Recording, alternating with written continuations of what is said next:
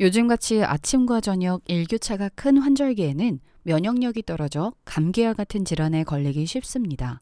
보통 일주일 안에 낫는 것이 일반적이지만 자주 걸리고 오랜 기간 지속된다면 면역력 저하를 의심해 봐야 하는데요.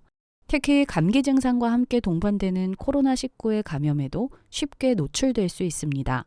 면역력이 떨어지면 감기 증상뿐만 아니라 발진이나 수포, 심한 통증을 일으키는 바이러스 질환의 일종인 대상포진에도 노출이 됩니다. 대상포진의 초기 증상은 두통과 몸살이기 때문에 감기와 혼동될 수 있는데, 대상포진 증상은 몸 안에 수두바이러스가 잠복해 있다가 신체의 면역력이 저하되면 바이러스가 활성화됩니다. 일주일이 지나면 신경이 분포된 곳에 수포가 생기고 2, 3주 동안 지속되게 됩니다. 대상포진은 치료 시기를 놓칠 경우 침범 부위에 따라 다양한 후유증이 생길 수 있습니다. 그리고 조심해야 할 질환은 방광염인데요. 방광염은 방광에 걸리는 감기라고 표현될 정도로 흔하게 걸릴 수 있는 질병입니다. 세균이나 바이러스 등으로 염증이 방광 쪽에 나타나 잔뇨감, 빈뇨, 소변 시 찌릿한 통증 등과 같은 증상이 나타납니다. 면역력이 약해지면 볼일을 보는 중에 세균들이 요도를 타고 방광으로 올라와 방광염이 발생할 수 있습니다.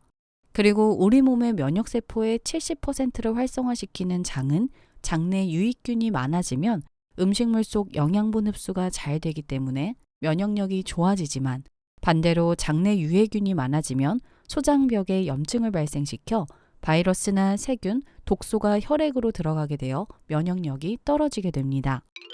이러한 면역력 저하 시 발생할 수 있는 질환들은 발병하기 전 몸에 증상이 생기는데요. 피부나 호흡기 점막은 세균이나 바이러스를 1차로 방어하는 기관이라 피부 염증 반응은 몸을 지키는 방어선이 무너진 것으로 면역력 저하를 알리는 신호가 됩니다. 면역력 증상으로 입술이 갈라진다거나 잦은 구내염이 발생하게 되며 눈이 뻑뻑하고 눈곱이 자주 끼게 됩니다. 스트레스와 함께 과도한 음주, 흡연이나 폭식 등 수많은 원인이 면역력을 떨어뜨리지만 의외의 습관인 코골이가 면역력을 떨어뜨리기도 합니다. 사람은 태어나면서부터 흉곽호흡을 자연스럽게 터득하는데, 우리 코의 점막, 점액들이 숨을 쉬는 과정에서 세균이나 바이러스, 먼지 등 각종 오염물질들을 방어해주는 역할을 합니다. 하지만 코골이를 하는 사람은 보통 입을 벌리고 호흡하기 때문에 그러한 역할을 잘 해주지 못하게 됩니다. 특히나 비염이 있는 분들은 환절기에 증상이 심하고 코막힘으로 머리가 아프고 숨을 쉬기 어려워지기도 하는데요. 구강호흡을 하게 되면 구강 내 세균이나 바이러스 등이 몸속에 유입되어 여러 질병에 노출되기 쉬워 증상이 쉽게 낫지 않는 악순환의 원인이 됩니다. 미국 당뇨병 학회에서는 코를 골면서 자면 염증 수치뿐만 아니라 LDL 콜레스테롤, 중성지방 증상까지 관련이 있다는 연구 결과가 있는데요. 이러한 코골이 증상을 완화하기 위해서는 잠잘 때 몸을 30도 정도 옆으로 누워서 자는 게 좋습니다.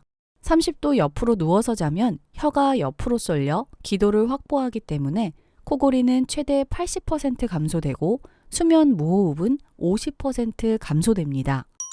이렇게 일상 속 습관을 개선하여 면역력을 지키는 방법도 있지만 우리 몸에 들어오는 음식도 중요합니다. 건강해지려고 먹는 음식 중 채소와 과일이 면역력을 떨어뜨리는 경우가 있는데요. 지금까지 우리가 생각한 채소와 과일은 다이어트는 물론 각종 성인병 예방에도 무조건 좋다고 알고 있어 혼동되실 수 있습니다. 물론 모든 채소와 과일이 좋지 않은 것은 아닙니다. 면역력을 떨어뜨리는 채소와 과일의 공통점은 많은 씨앗이 있다는 것인데요.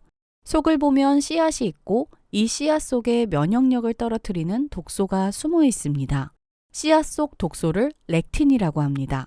렉틴은 식물 껍질에 함유되어 있는 당결합 단백질입니다. 포식자로부터 자신을 보호하기 위한 식물의 방어기제이자 화학물질인데, 동물에게 섭취되었을 때 위와 장에 작용하여 소화를 방해하고 만성염증을 일으키는 원인이 됩니다.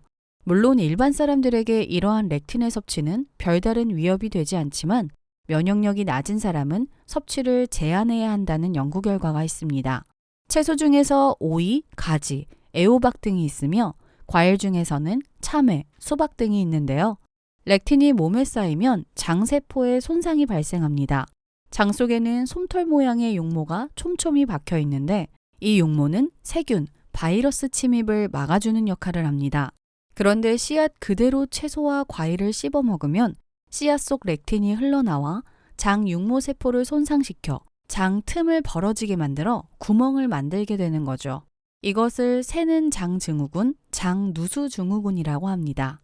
장 점막에 틈이 생겨 소화 안 된 음식물이나 유해세균 등이 새어나가 혈액을 타고 온몸을 돌아다니며 염증을 유발하게 되는 거죠. 여기서 생기는 염증은 면역력을 떨어뜨리는 원인이 됩니다.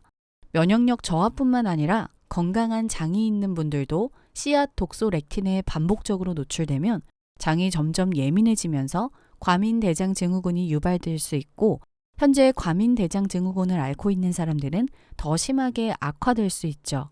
채소나 과일을 적게 섭취하는 경우는 상관없지만 매 끼니마다 자주 섭취하는 경우에는 조심하셔야 합니다.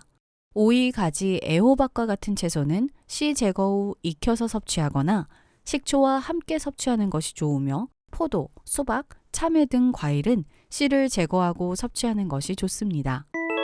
저하된 면역력을 높이기 위해 대부분의 사람들은 홍삼을 많이 먹게 되는데요. 홍삼의 면역력 상승 상관관계는 사람마다 다릅니다. 홍삼에는 진세노사이드라는 사포닌 성분이 풍부하여 피로회복에도 도움이 되며 면역력을 올리는 데 도움이 되지만 고혈압, 당뇨가 있는 사람들은 홍삼 섭취에 주의해야 합니다.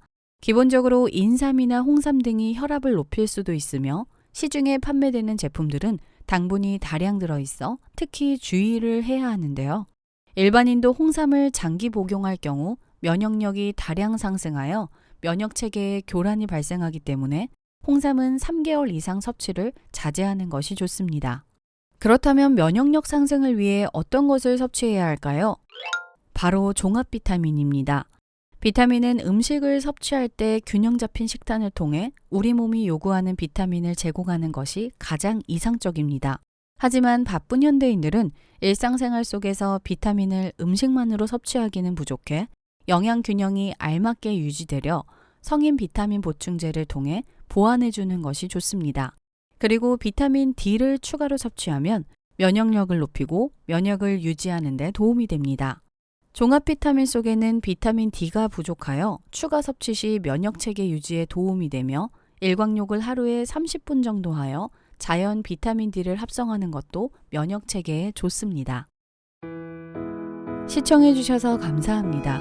영상이 도움이 되셨다면 좋아요와 구독, 알림 설정까지 부탁드립니다.